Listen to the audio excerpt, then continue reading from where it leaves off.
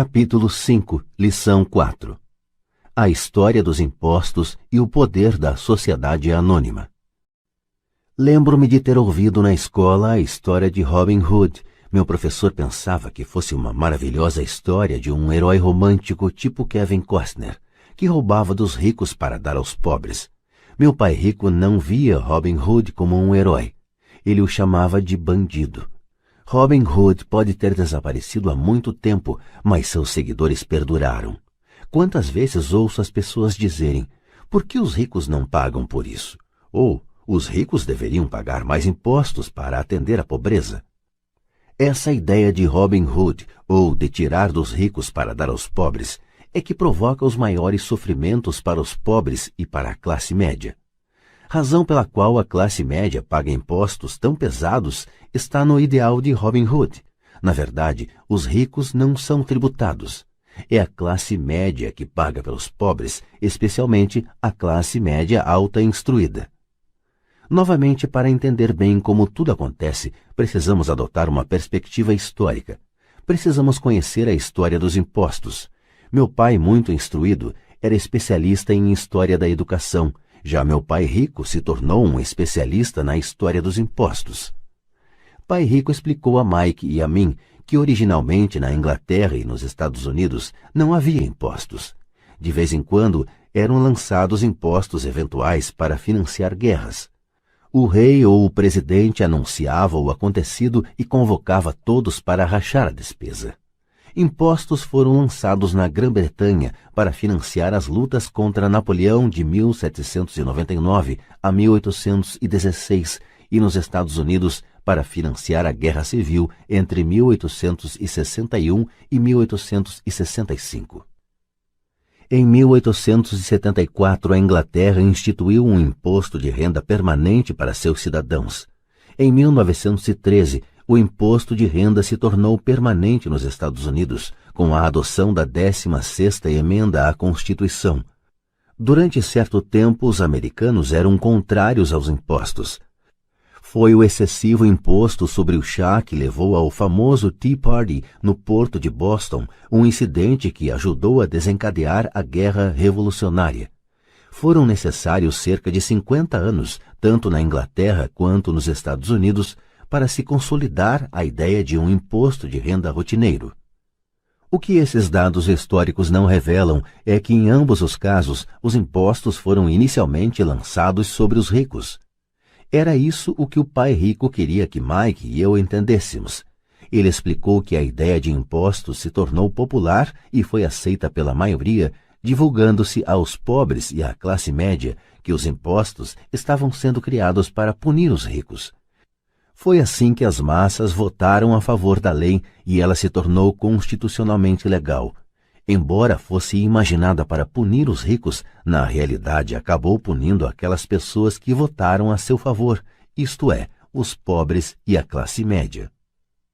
Quando o governo sentiu o gosto do dinheiro, seu apetite aumentou, disse pai rico. Seu pai e eu somos exatamente os opostos. Ele é um burocrata do governo, eu sou um capitalista. Quanto mais ele gasta e quanto mais gente ele contrata, maior será sua organização. No governo, quanto maior sua organização, mais ele será respeitado.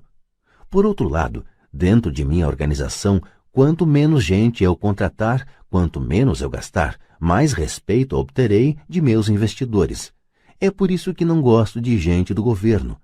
Eles têm objetivos diferentes daqueles da maioria dos homens de negócios. À medida que o governo cresce, mais e mais dólares saídos dos impostos serão necessários para sustentá-lo. Meu pai instruído acreditava sinceramente que o governo deveria ajudar as pessoas. Gostava de John F. Kennedy e especialmente da ideia do Corpo da Paz. Gostava tanto dessa ideia que ele e mamãe trabalharam para o Corpo da Paz, treinando voluntários para a Malásia, Tailândia e Filipinas. Ele sempre lutava por doações adicionais e aumentos no orçamento de modo que pudesse contratar mais gente, tanto no seu cargo no Departamento de Educação quanto no Corpo da Paz. Essa era a sua função. Desde meus 10 anos de idade, ouvia meu pai rico dizer que os funcionários do governo eram um bando de ladrões preguiçosos e meu pai pobre falava que os ricos eram bandidos gananciosos, que deveriam ser obrigados a pagar mais impostos. Ambos os lados tinham argumentos válidos. Era difícil trabalhar para um dos maiores capitalistas da cidade e chegar à casa onde o pai era um destacado líder do governo. Não era fácil saber em quem acreditar. Contudo, quando você estuda a história dos impostos, aparece uma perspectiva interessante. Como já disse, a aprovação dos impostos só foi possível porque as massas acreditavam na teoria Robin Hood da economia, que era tirar dos ricos para distribuir aos demais.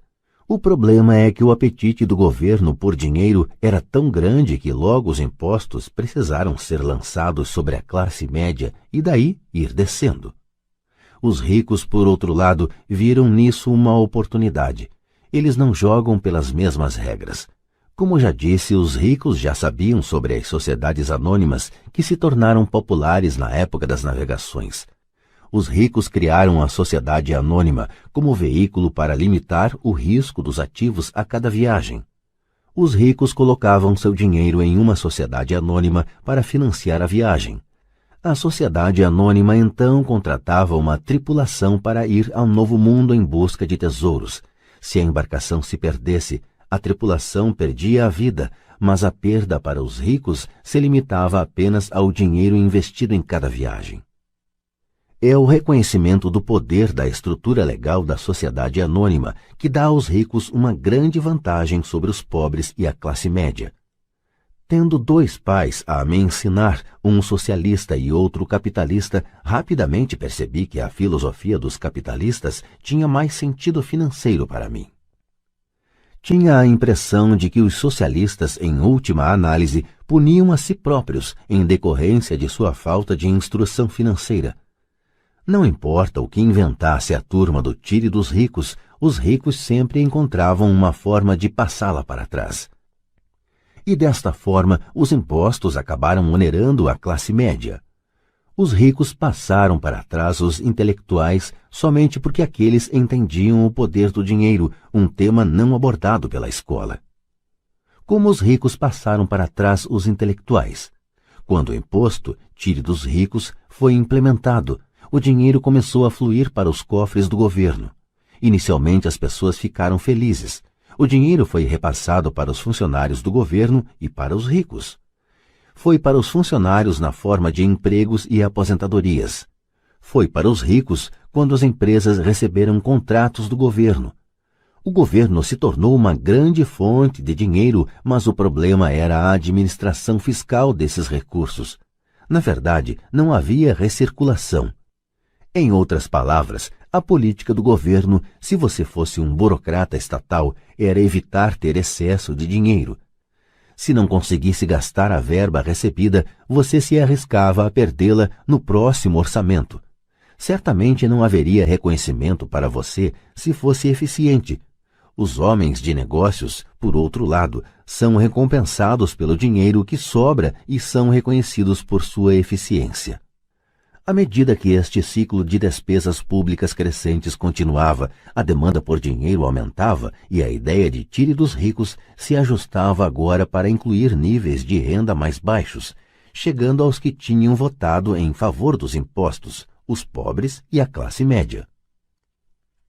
Os verdadeiros capitalistas aplicavam seus conhecimentos financeiros para simplesmente encontrar uma maneira de escapar. Eles se voltaram para a proteção de uma sociedade anônima. Uma sociedade anônima protege os ricos.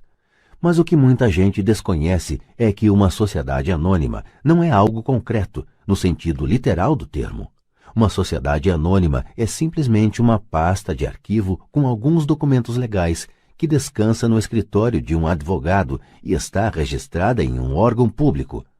Não é um edifício com o nome de uma empresa, não é uma fábrica ou um grupo de pessoas. Uma sociedade anônima é simplesmente um documento legal que cria um corpo jurídico sem alma. A fortuna dos ricos estava novamente protegida. Mais uma vez, as sociedades anônimas se tornaram populares depois que as leis do imposto de renda permanente foram aprovadas, porque a alíquota do imposto de renda sobre as sociedades anônimas era menor do que as vigentes sobre as pessoas físicas. Além disso, como foi mostrado anteriormente, certas despesas poderiam ser descontadas da renda tributável da sociedade anônima. Esta guerra entre os que têm e os que não têm se mantém há centenas de anos. É a turma do tire dos ricos contra os ricos. A batalha é travada sempre que são discutidas leis e continuará sempre. O problema é que as pessoas que perdem não têm informação. Se elas entendessem a maneira como os ricos jogam, também poderiam jogar. Então estariam a caminho de sua independência financeira. É por isso que me arrepio toda vez que ouço um pai aconselhar seu filho a estudar para poder conseguir um bom emprego seguro. Um empregado com um emprego bom e seguro não tem escapatória. O americano comum de hoje trabalha de 5 a 6 meses para o governo antes de ter conseguido o suficiente para pagar seus impostos. Em minha opinião, isso é tempo demais. Quanto mais arduamente você trabalha, tanto mais você paga ao governo. É por isso que acredito que a ideia de tire dos ricos acaba sendo um tiro pela culatra para aqueles que a votaram. Toda vez que as pessoas tentam punir os ricos, estes não apenas não obedecem, como reagem. Eles têm o dinheiro, o poder e a intenção de mudar as coisas.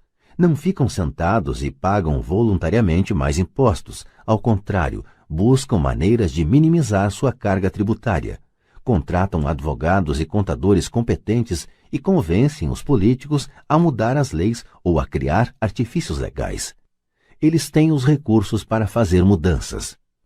O Código Tributário dos Estados Unidos também oferece outras formas de elidir os impostos. Muitos desses instrumentos estão à disposição de qualquer um, mas são em geral os ricos que tiram proveito deles porque cuidam de seus negócios.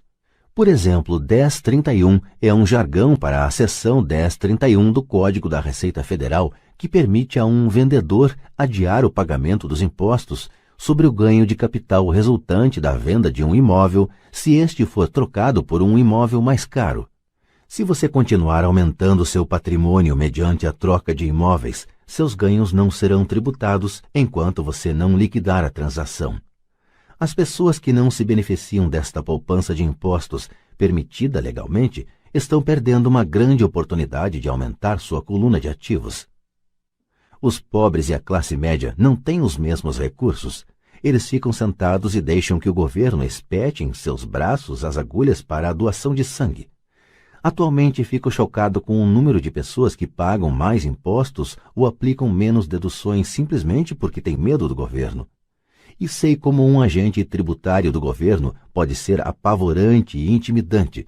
Tenho amigos cujos negócios foram fechados e destruídos, para só depois descobrirem que se tratava de um erro do governo. Eu percebi isso. Mas o preço de trabalhar de janeiro a meados de maio é um preço muito alto para essa intimidação. Meu pai pobre nunca se rebelou, nem meu pai rico. Este foi apenas mais esperto e usou as sociedades anônimas, o maior segredo dos ricos. Você lembrará a primeira lição que aprendi com o meu pai rico. Eu era um garoto de 9 anos que teve que sentar e esperar até que ele resolvesse falar comigo. Frequentemente sentei em seu escritório esperando que ele me atendesse. Ele me ignorava propositalmente. Queria que eu reconhecesse seu poder e desejasse ter um dia esse mesmo poder. Durante todos os anos que estudei e trabalhei com ele, sempre me lembrou que conhecimento é poder. E com o dinheiro vem mais poder, o que exige o conhecimento certo para mantê-lo e fazê-lo se multiplicar. Sem esse conhecimento, o mundo arrasta você. Pai Rico sempre recordava a mim e a Mike que o maior tirano não era o patrão ou o supervisor, mas o homem dos impostos. Se você deixar, o homem dos impostos sempre tirará mais de você. A primeira lição relativa a fazer o dinheiro trabalhar para mim, em vez de trabalhar pelo dinheiro, tem, na verdade, tudo a ver com poder. Se você trabalha pelo dinheiro, está cedendo o poder a seu empregador.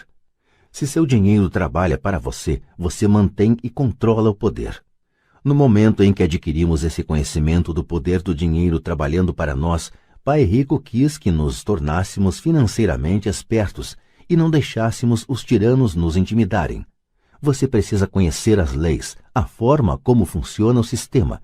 Se for ignorante, é fácil ser intimidado. Se você sabe do que está falando, tem uma chance de vencer. É por isso que ele pagava tanto a advogados e contadores especialistas em tributação. Era menos dispendioso pagar-lhes do que pagar ao governo. A melhor lição que me deu e que apliquei a maior parte de minha vida é: seja esperto e você não será oprimido. Ele conhecia a lei porque era um cidadão respeitador das leis. Se você sabe que está certo, você não terá receio de se defender, mesmo se você estiver indo contra Robin Hood e seu bando. Meu pai instruído sempre me incentivou a conseguir um bom emprego em uma grande empresa. Ele falava das vantagens de subir na hierarquia empresarial. Ele não entendia que, dependendo apenas do contra-cheque de um patrão, eu seria uma vaca dócil pronta a ser ordenhada. Quando contei a meu pai rico o conselho de pai pobre, ele deu uma risadinha. Por que não ser dono da hierarquia? Foi tudo o que disse. Eu era garoto e não entendia o que meu pai rico queria dizer com tornar-me dono de minha empresa. Era uma ideia que parecia impossível e assustadora. Embora a ideia me empolgasse, minha juventude não me permitia vislumbrar a possibilidade de que adultos trabalhassem algum dia para uma empresa da qual eu era o dono. O importante é que, se não fosse por meu pai rico, eu teria provavelmente seguido o conselho de meu pai instruído. Foi apenas a lembrança ocasional de meu pai rico que manteve viva a ideia de eu vir a ter minha própria empresa e me fez seguir um caminho diferente. Quando eu já estava com 15 ou 16 anos, sabia que não podia continuar a trajetória que meu pai instruído recomendava. Não tinha ideia de como fazer, mas estava disposto a não seguir na direção em que a maioria de meus colegas se encaminhava. Essa decisão mudou minha vida. Não foi antes de eu chegar aos 20 e poucos anos que o conselho de meu pai rico começou a fazer sentido. Tinha saído da Marinha e estava trabalhando na Xerox. Ganhava muito bem, mas cada vez que olhava para o contra-cheque me sentia desapontado. As deduções eram tão grandes e quanto mais eu trabalhava, maiores elas eram. Na medida em que eu era bem-sucedido, meus chefes falavam de promoções e aumentos. Era lisonjeador, mas podia ouvir pai rico sussurrando em meu ouvido: para quem você está trabalhando? Quem você está enriquecendo? Em 1974, ainda estava na Xerox, criei minha primeira sociedade anônima e comecei a cuidar de meu negócio. Já havia alguns ativos em minha coluna de ativos, mas agora estava determinado a focar um mercado maior. Esses contra-cheques cheios de deduções justificavam todos os conselhos que pai rico me dera ao longo dos anos. Via o futuro que me aguardava se seguisse o conselho de meu pai instruído. Muitos empregadores temem aconselhar seus empregados a cuidar de seus próprios negócios. Estou certo de que isso pode valer para certas pessoas. Mas em meu caso, a atenção dada aos meus negócios, ao aumento de ativos, tornou-me um empregado melhor. Agora eu tinha um objetivo. Chegava cedo e trabalhava diligentemente, juntando todo o dinheiro possível para poder começar a adquirir imóveis. O Havaí estava começando a crescer e havia fortunas a serem feitas. Quanto mais eu percebia os estágios iniciais da expansão, mais máquinas Xerox eu vendia. Quantas mais vendia, mais dinheiro ganhava e, naturalmente, mais deduções apareciam em meu contra-cheque. Era inspirador. Estava tão ansioso para fugir da armadilha que eu trabalhava mais e não menos. Por volta de 1978, costumava ocupar um dos primeiros 5 lugares entre os vendedores, às vezes o primeiro. Estava louco para sair da corrida dos ratos. Em menos de 3 anos, eu estava faturando mais em minha pequena empresa, uma companhia imobiliária, do que na Xerox. E o dinheiro que ganhava na minha coluna de ativos, minha companhia imobiliária, era dinheiro que trabalhava para mim. Não era eu batendo em portas para vender copiadoras. O conselho de meu pai rico fazia mais sentido.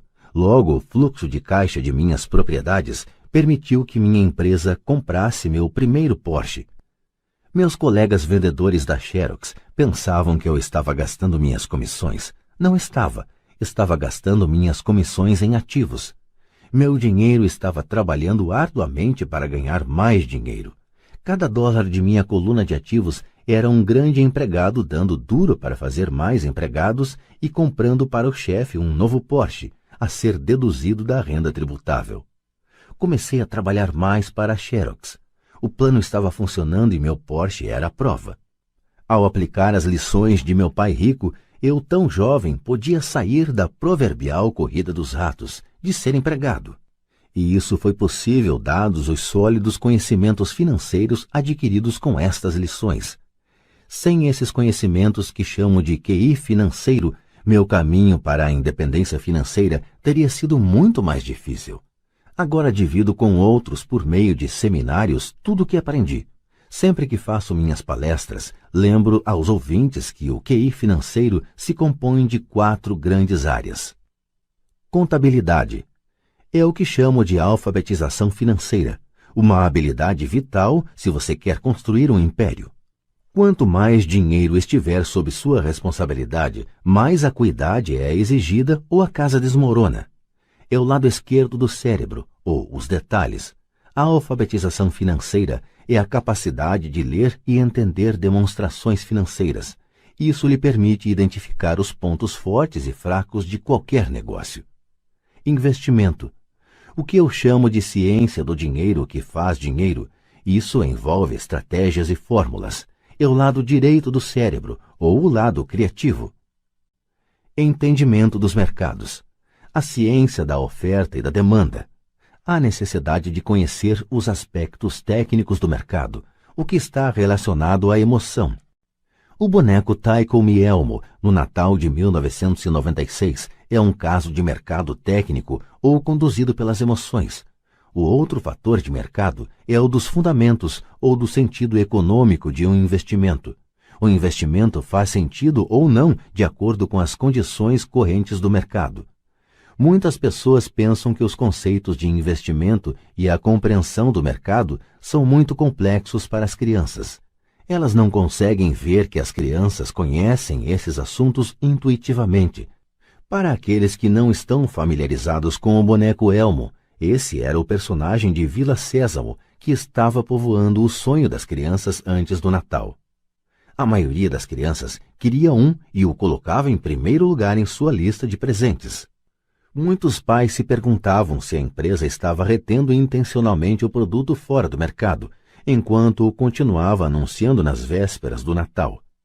Desencadeou-se um pânico em função da grande demanda e da oferta escassa. Sem encontrar bonecos à venda nas lojas, especuladores viram uma oportunidade de fazer pequenas fortunas à custa de pais desesperados. Os infelizes pais que não acharam o boneco foram forçados a comprar outros brinquedos. A incrível popularidade do boneco Elmo não fazia sentido para mim, mas serve como um excelente exemplo econômico de oferta e demanda. O mesmo pode ser dito dos mercados de ações, títulos, imóveis e cartões de beisebol. Lei. Por exemplo, utilizando uma sociedade anônima com os artifícios técnicos contábeis, o investimento e os mercados podem permitir um crescimento explosivo. Uma pessoa com o conhecimento das vantagens tributárias e a proteção oferecida por uma sociedade anônima pode enriquecer muito mais rapidamente do que alguém que é simples empregado ou proprietário único de uma empresa. É como a diferença entre andar e voar. A diferença é muito profunda quando se trata de riqueza a longo prazo. 1. Vantagens tributárias. Uma sociedade anônima pode fazer muitas coisas que a pessoa física não pode, como pagar despesas antes de pagar impostos. Isto é uma especialização muito empolgante, mas não necessária, a menos que você tenha grandes ativos ou uma empresa. Os empregados ganham e o imposto é descontado na fonte. Assim, eles têm que tentar sobreviver com o que sobra. Uma sociedade anônima fatura, gasta tudo o que pode e paga impostos sobre o que sobra.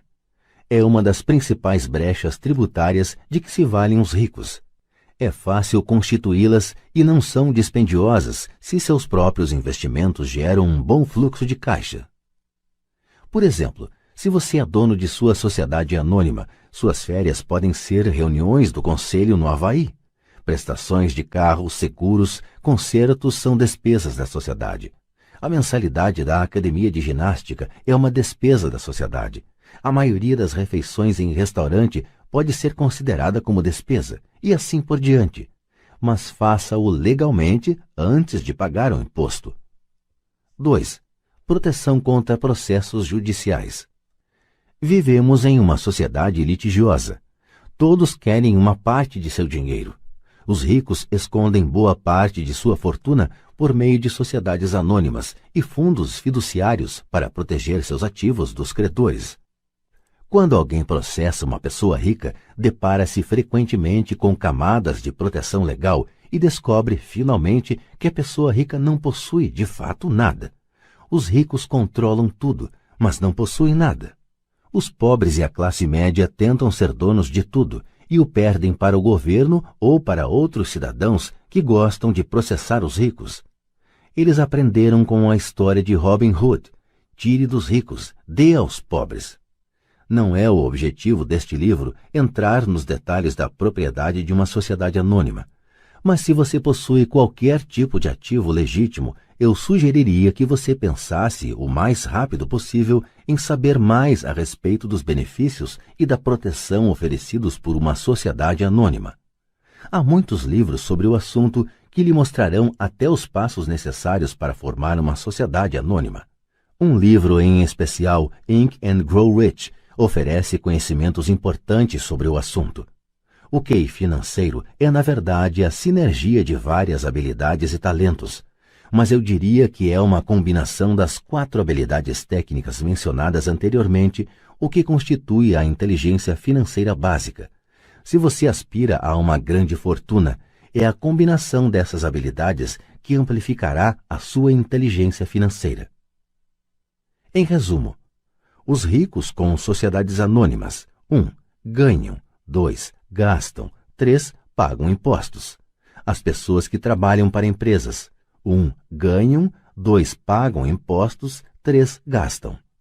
Como parte de sua estratégia financeira geral, recomendamos firmemente que você agrupe seus ativos sob o manto de uma sociedade anônima.